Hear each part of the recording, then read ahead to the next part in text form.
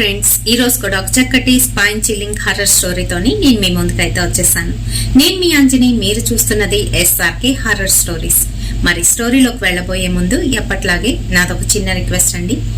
మీరు లైక్ తో పాటు హైప్ కూడా ఇవ్వండి. హైప్ పాయింట్స్ వేయడం వల్ల ఛానల్ అయితే ముందుకు వెళ్తుంది. అంతేకాదు, మీరు లైక్ చేసి ఛానల్ని ఇలా సపోర్ట్ చేయడం వల్ల మరికొన్ని మంచి వీడియోలు అయితే నేను పెట్టడానికి అయితే ప్రయత్నిస్తాను. కొత్తగా చూస్తున్న వాళ్ళు ఛానల్ అయితే సబ్స్క్రైబ్ చేసుకోండి. ఎవ్రీడే 6:30 PM మన ఛానల్లో వీడియో అయితే అప్లోడ్ అవుతుంది. ఖచ్చితంగా చూడండి. మీకు జరిగిన రియల్ హర్రర్ ఇన్సిడెంట్స్ ఏమైనా నాతో షేర్ చేసుకోవాలి, మన ఛానల్లో స్టోరీగా వినాలి అనుకుంటే నా ఇన్స్టాగ్రామ్ లింక్ ని డిస్క్రిప్షన్ లోనైతే పిన్ చేస్తున్నాను. అక్కడికి వచ్చి మీ స్టోరీస్ ని నాతోనైతే షేర్ చేసుకోవచ్చు. మరి ఇంకెందుకు ఆలస్యం, లేట్ చేయకుండా ఈ రోజు హర్రర్ వీడియోలోకి అయితే వెళ్ళిపోతాం.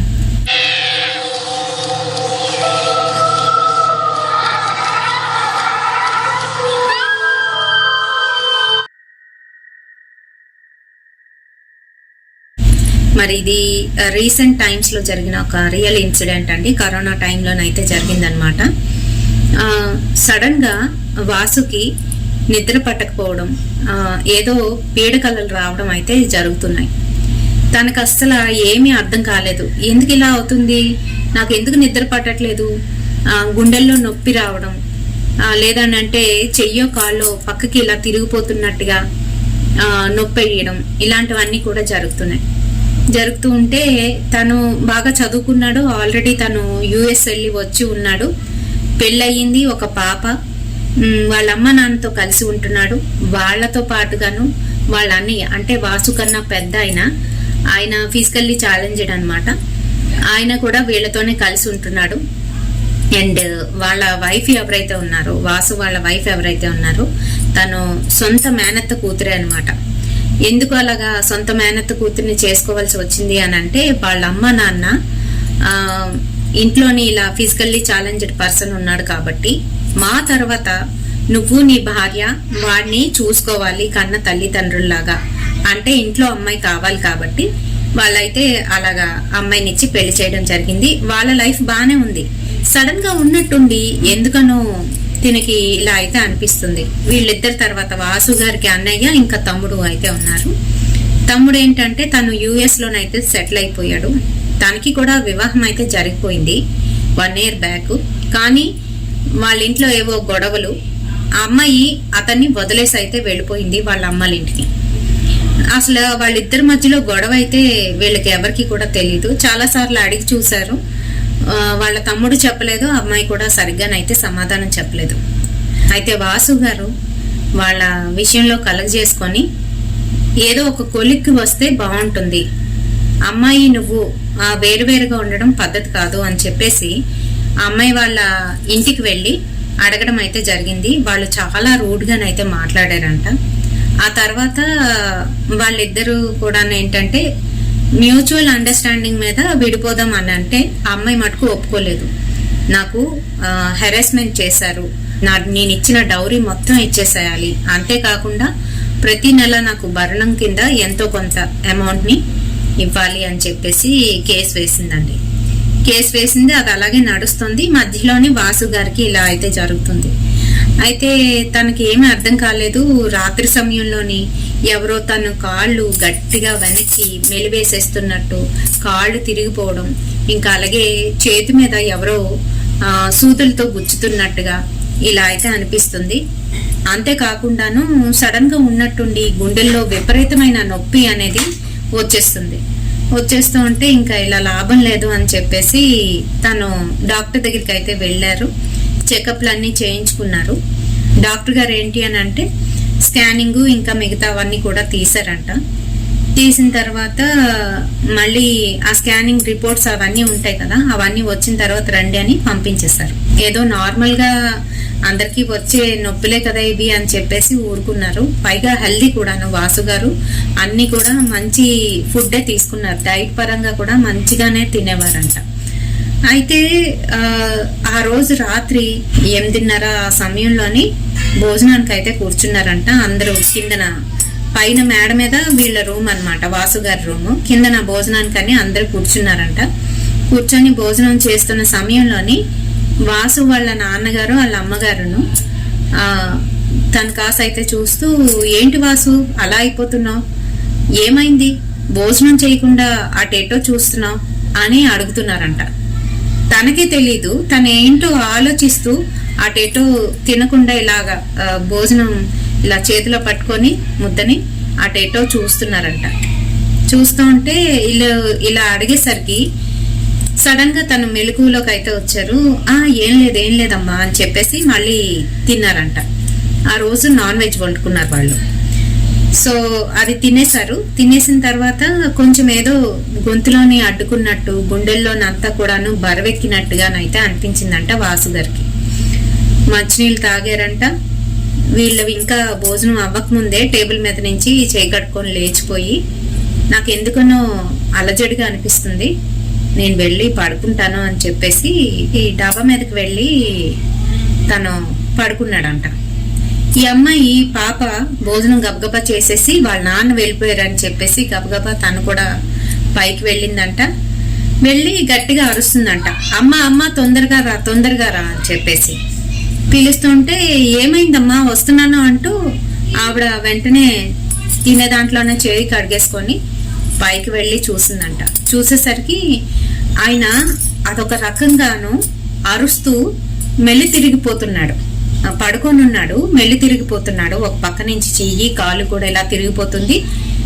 అదొక రకమైన సౌండ్ గొంతులో నుంచి అయితే వస్తూ సడన్ గా ఆగిపోయింది. అంటే ఊపిరి ఆగిపోతుంటే ఆవిడ దగ్గరికి వెళ్ళి ఏమైందండి అని చెప్పి తడుతూ అతని గుండె మీద నిమురుతూ ఇలా గట్టిగా కొడుతూ లేపుతుంది. కానీ అతను సృహలోకి అయితే రాలేదు. గుండె కూడా చప్పుడు ఆగినట్టుగానైతే అనిపించింది ఆవిడకి. అనిపించేసరికి ఇంకా వెంటనే కేకలు వేసి వాళ్ళ అత్తగారిని మామగారిని అందరినీ కూడా లేపి ఈయనకేదో అయిపోయింది, అంబులెన్స్ కాల్ చేయండి అని చెప్తే వెంటనే అంబులెన్స్ కాల్ చేశారంట.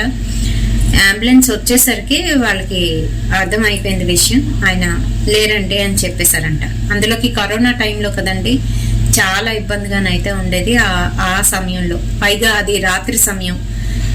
సో ఇవన్నీ అయ్యేసరికి 10:30 అయితే అయిపోయింది. ఆయన్ని ఇంకా అలాగా తీసుకొచ్చి ఐస్ బాక్స్ అంతా కూడా ఏర్పాటు చేయించి ఇంట్లోనైతే పెట్టారు. మర్నాడు చుట్టాలు పక్కాలు అందరూ ఉంటారు కదా, అందరూ వెళ్ళి ఏంటి ఇలా అయిపోయాడు, సడన్ గా ఒక 38 ఇయర్స్ ఉన్న ఒక మనిషి సడన్ గా అలాగా కొలాప్స్ అయిపోతే ఎవరికైనా ఎలా ఉంటుంది చెప్పండి.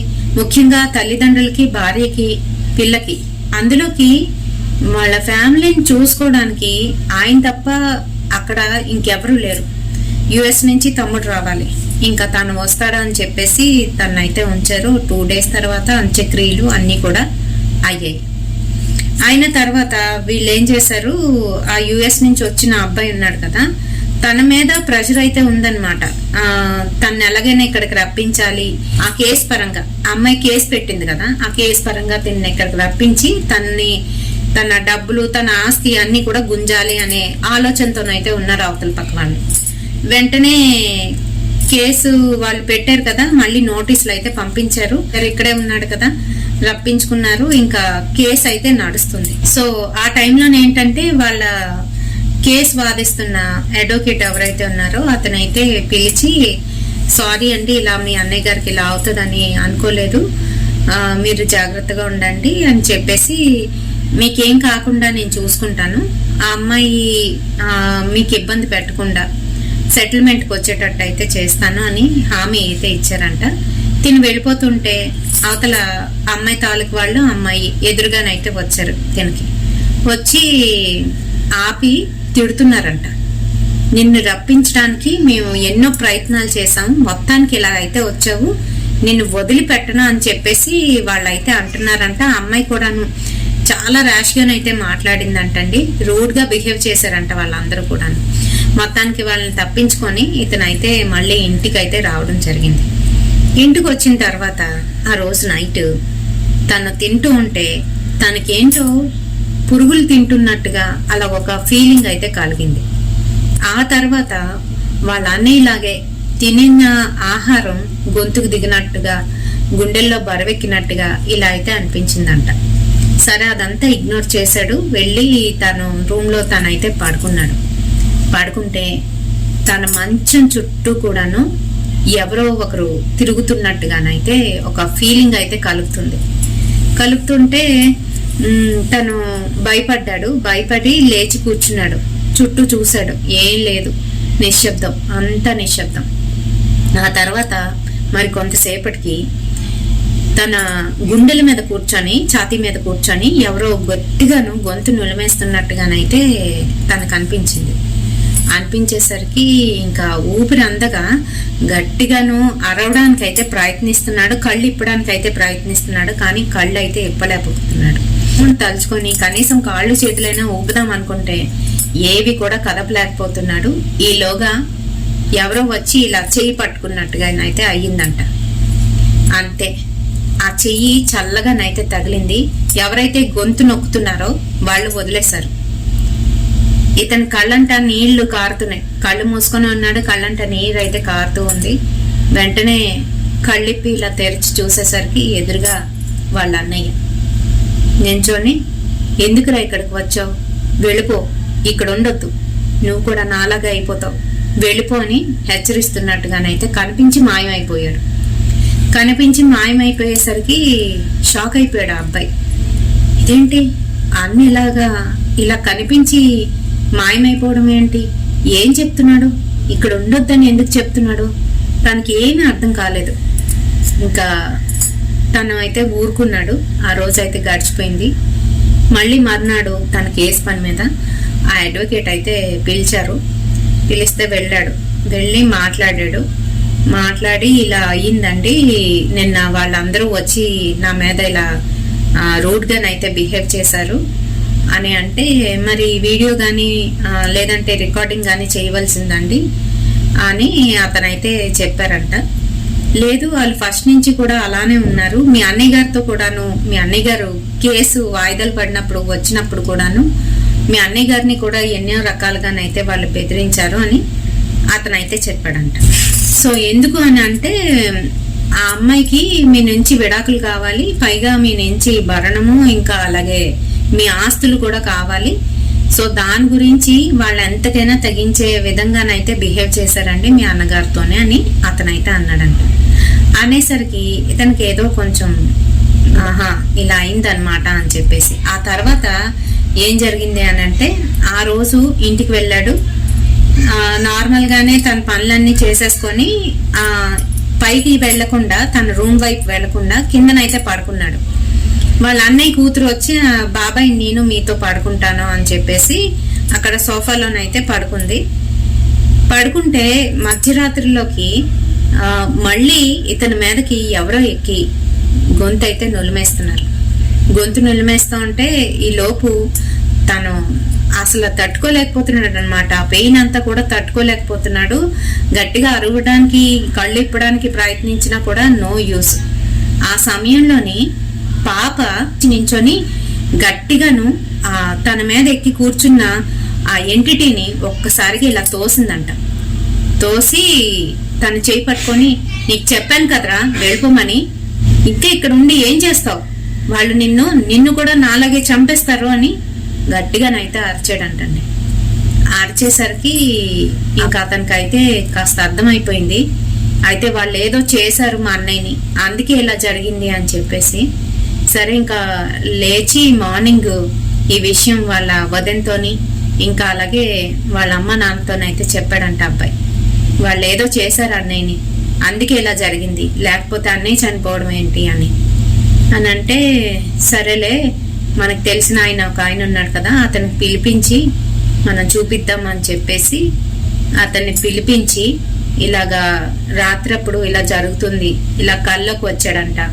అంతేకాకుండా పాప మీద వాలి ఇలా చెప్తున్నాడు అంటే, వాళ్ళ అమ్మాయి మీద అతను వాలాడు కదా, అందుకనే అమ్మాయిని ఆ పూజలో కూర్చోబెట్టించి ఏవో ప్రక్రియలు చేసి మళ్ళీ ఆ అమ్మాయి మీదే వాళ్ళ నాన్న వాలేటట్టు చేసి, మళ్ళీ ఆ అమ్మాయి నోటంటే అసలు ఏం జరిగింది అని చెప్పేసి అడగడంతోని చనిపోయిన అతను చెప్పాడంటే ఇలా ఏడ్చుకుంటూ, వాళ్ళు మా ఆస్తిని కాజేయడానికి చూశారు, నేను అది కాకుండాను మంచి లాయర్ని అయితే పట్టుకున్నాను, అతని ద్వారా మేము కేసుని ముందుకైతే తీసుకువెళ్తున్నాము. ఆ సమయంలోని ఇంకా మమ్మల్ని ఏం చేయలేమేమో, ఎలాగా మా తమ్ముడిని ఇక్కడికి రప్పించాలి అని ఆలోచించి వాళ్ళు నా మీద ప్రయోగం చేయించి నన్ను ఇలాగా చంపించేశారు. నేను చనిపోయిన తర్వాత మా తమ్ముడు ఎలాగైనా ఇక్కడికి వస్తాడని వాళ్ళకైతే తెలుసు. మొత్తానికి రప్పించి ఇప్పుడు తమ్ముడిని కూడాను నాన్న ఇబ్బందులు పెట్టడానికి అయితే చూస్తున్నారు, మా ఆస్తి అంతా లాక్కోవడానికి చూస్తున్నారు అని అతనైతే చెప్పాడంట. ఇంకా అప్పుడు వీళ్ళ డబ్బులు వీళ్ళ పరపతి అంతా ఉపయోగించి వాళ్ళ మీద ఎన్ని కేసులు పెట్టాలో అన్ని కేసులు కూడాను మళ్ళీ వాళ్ళు అమ్మాయి తనకి టెక్స్ట్ మెసేజ్లు ఏవో చేసిందంట.